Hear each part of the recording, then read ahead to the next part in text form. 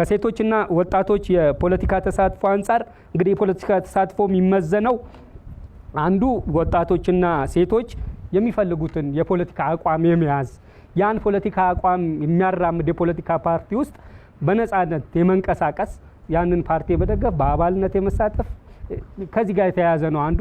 ሌላኛው ደግሞ የወጣቶችና የሴቶች ውክልና ነው። በአስተዳደር እርከን ውስጥ የሴቶችና ወጣቶች ምን ያህል ተወክለዋል፣ ምን ያህል ውሳኔ ሰጪ ናቸው የሚለው ነው የሚታየው። የፖለቲካ ተሳትፎ ይሄ ነው ትልቁ ዋናው ኮንሰፕት ማለት ነው።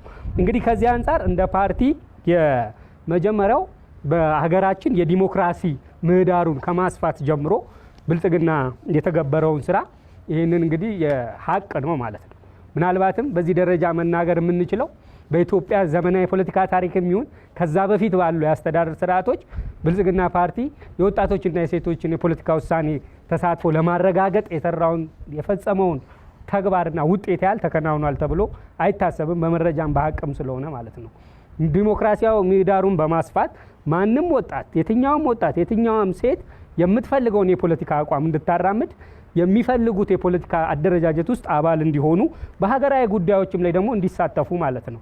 የፖለቲካ አባል የመሆን ብቻ አይደለም። ለምሳሌ ሀገራዊ ምክክሩ ላይ እኮ የወጣት የሴቶች በሀገራቸው ጉዳይ ላይ እየመከሩ ነው። ያለፈውን የተሳሳተውን ያለፈው ያልተግባባኑበትን እናርም፣ ወደፊታችን ብሩህ እናርግ በሚለው እኮ ወጣትና ሴት ተወክሎ ለመጪውን ጊዜ መልካም ለማድረግ አንዱ ተሳትፎ እያደረጉ እንዳለ ለማንሳት ነው ማለት ነው። ከዚሁ ጋር በተያያዘ የውክልናም ጉዳይ እንግዲህ በከተማ አስተዳደሩ በመግቢያ ሰነዳችን ላይ አንስተናል። ብልጽግና ፓርቲ የወጣቶች ፓርቲ ነው። ብልጽግና ፓርቲ የትውልድ ፓርቲ ነው። ስለዚህ በከተማ አስተዳደሩ ደግሞ ይሄ በአግባቡ እየተፈጸመ ያለ ነው ማለት ነው። ከወረዳ ጀምሮ በክፍለ ከተማ እስከ ከተማ ባለው የአመራር እርከን ውስጥ ወጣቶች ናቸው ውሳኔ ሰጪ ሆነው ተመድበው እየመሩ ያሉት ማለት ነው።